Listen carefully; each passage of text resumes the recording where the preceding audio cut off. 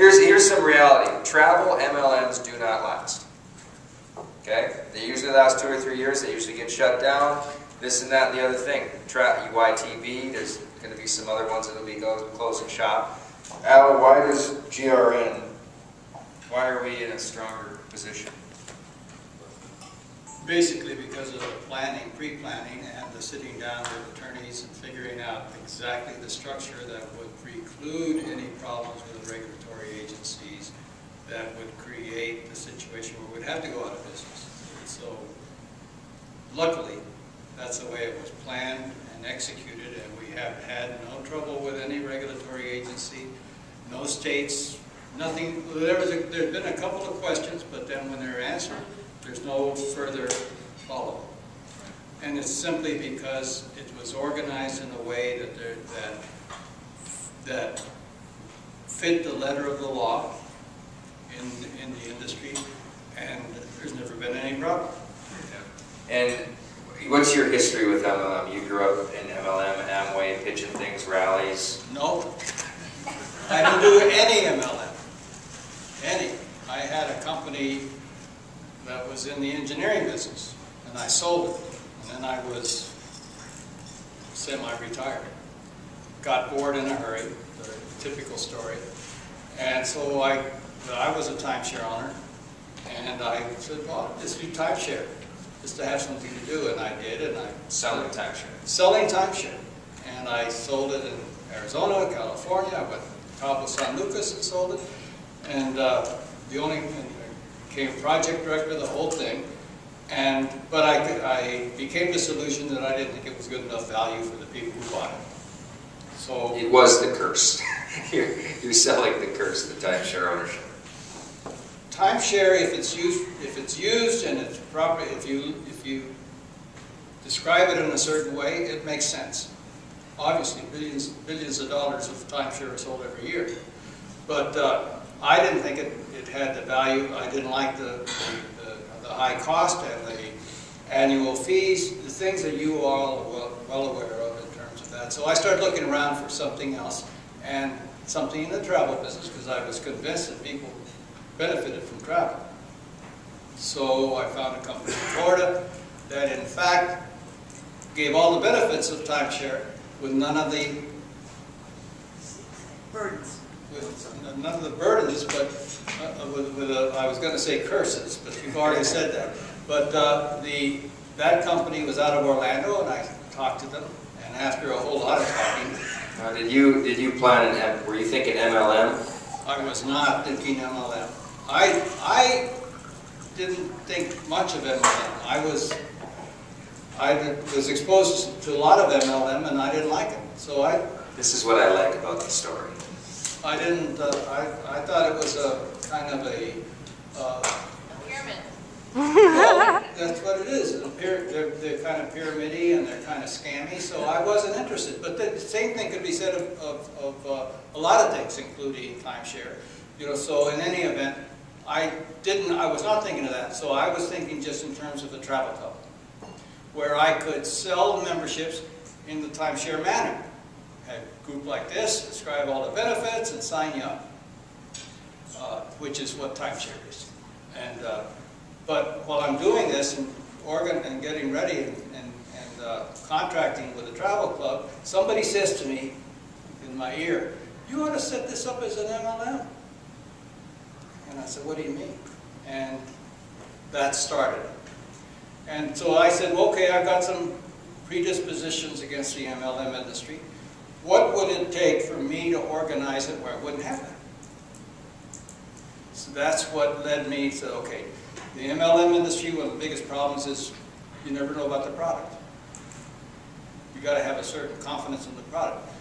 The pay plans are they can get a little different. There's lots of issues. So I said, all right, after a lot of thinking, I said, if I can start an MLM company with integrity and a great pay plan, and people get paid when they're supposed to get paid and the amount they're supposed to get paid, the whole thing, and have a product that people can live by and benefit from, they and their families, then I'll do it. And that's what led to Global Resource Network. And that was led, I went to the best lawyer there is in the business. I says, give me the parameters that if somebody in the regulatory agency was looking at me, what would they be looking for? And so they said this, this, this, and this. And that's what I did, exactly what they said. And that's why we don't have any problems, because technically speaking, it doesn't cost anything to get into Global Resource Network. It does cost you if you want the travel benefit. But that's, see, now right away, by not having to pay to get into Global Resource Network, there's no pyramid. So everything was structured exactly in a certain way to comply with all the requirements. So and that took a long time. Then all the software and getting it all ready. But finally in late '06, we started with a launch. Not the official launching, but that's when it started. So you don't find too many MLM companies that are around from '06. Travel especially. Travel. No travel. TVI Express, what was that thing?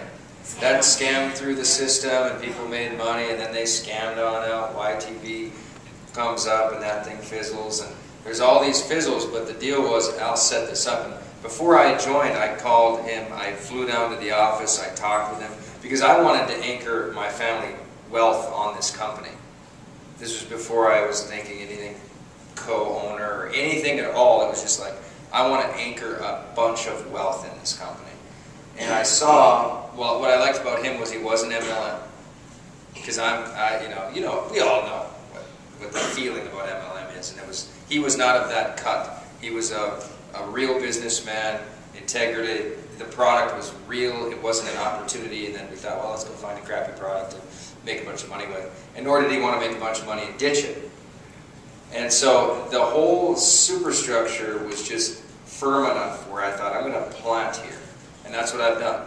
I've planted there, and it's literally funded every dream I've had. For example, if someone joins the Global Resource Network, they get two benefits. One is the travel benefit, which is lifetime, and you can use it. Global Gold Crown Resort, and the other is the business opportunity. If you want to sell memberships in Global Resort Network, I pay you a commission. Right? Now, if anything happens to Global Resource Network, and we went out of business, you still have the travel benefit. It was designed such that you're never going to lose that. And they've been in business since 1986, and they're leaders in the field. So you had a product that you could live with. And he's sounding enthusiastic, but he was enthusiastic to a certain level when he was getting going. But when he took his first vacation, and when he got exposed to the value, the true value of the product, he became a convert, more of a convert. And he really he's been pushing since. And he's made his money since. Because he was convinced that he was doing something of value to the people he was selling the membership to. Yep. Yeah. Which is a big deal. Now, there's a lot of people in the MLM business, they don't care about that. But the one thing we wanted to have is a product that could stand on its own and was valuable, and you could, if anything happened to me or the Global Resource Network, you still had the travel benefit. You never lost that, and it didn't take but 1 or 2 vacations to get your money back. Right. Yep. And you had a lifetime, and you could always transfer it to somebody else. There was a transfer fee, but you could do it. So I developed, that was a valuable product. So you can sleep at night knowing that which you are representing to people, they're going to get, and they're going to get value out of it. Awesome. Huge. Let's get, Al is a huge, he's one of my top 5 mentors. I mean, just, I'm learning, not just learn. Yesterday you said I was his toddler. I usually don't lie that publicly. I mean, I've learned so much from him, and am learning so much from him. And it's all that game about just you've got to connect with the next level. He knew how to create wealth at the next level.